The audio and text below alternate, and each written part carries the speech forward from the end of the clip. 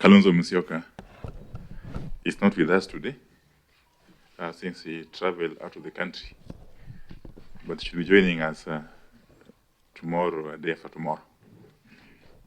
Likewise, I've been informed that the leader of majority in the Senate and a member of this of the Kenya Kwanza delegation, the Honorable Aaron Chariot, is equally out of the country. So we have the apologies. Secondly, the National Dialogue Committee, in its third meeting today, has had very, very successful deliberations.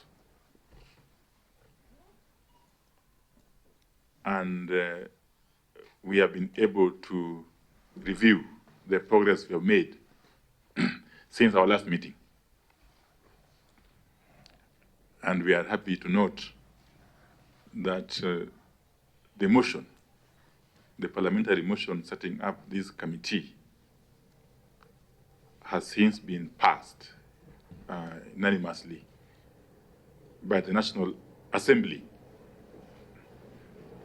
We are also happy to report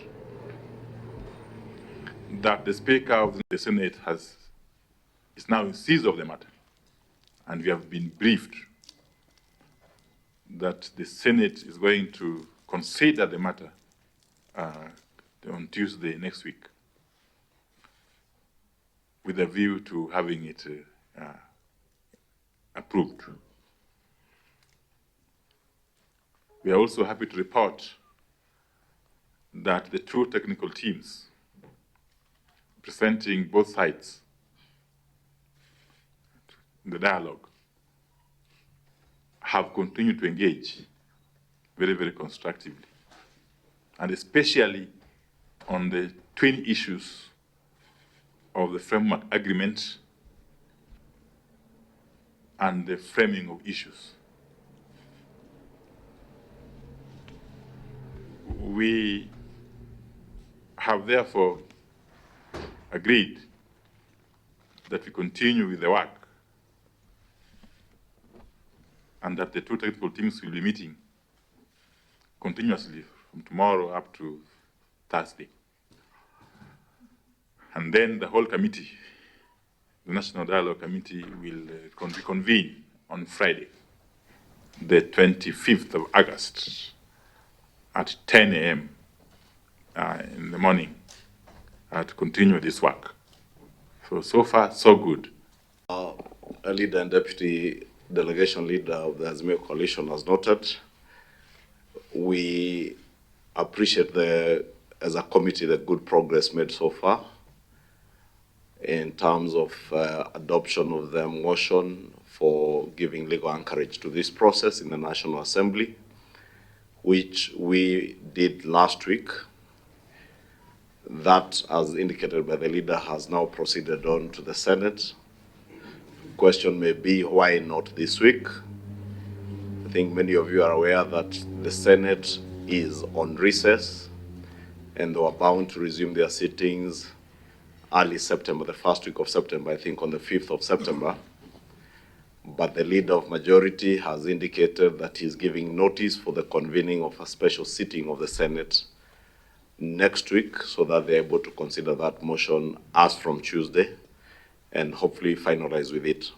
I think the second question that has come from what we hear as a committee is on the time that we have taken, and you must all appreciate that this has been a delicate process that needs all hands on deck.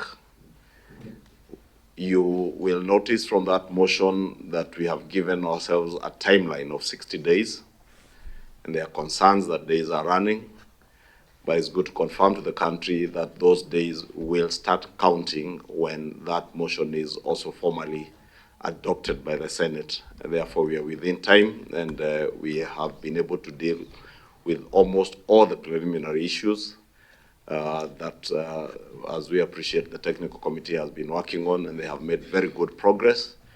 And that is why we've also requested them today to now sit and finalize on all the other pending preliminary issues in terms of framing the agenda items and framing, agreeing on the revised framework agreement that will guide the talks throughout to the end. And we are hopeful that this process will proceed as planned and finalized in time.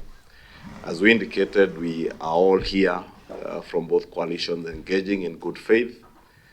We are also aware that there are many other forces out there, and we noticed yesterday a lot of flurry of activities from the media quoting other people outside this dialogue team. We want to confirm to the country that Kenyans of all walks of life have their views and their opinions, which we appreciate, and we recognize their rights to the freedom of expression. But whatever other Kenyans say out there will not in any way determine the discourse of the engagements in this room. And we will work ignoring all the other noise that will come from other quarters out there. So don't worry when you hear other people shouting in village rallies, purporting to speak either for Azimio or for Kenya Kwanza on these issues. Communication on this dialogue process will come as has been indicated by the leader. Thank you. Only emanate from the leadership, that is the delegation leaders and perhaps their deputies, and the communications secretaries in the secretariat. Those are the official channels of communication for this committee going forward.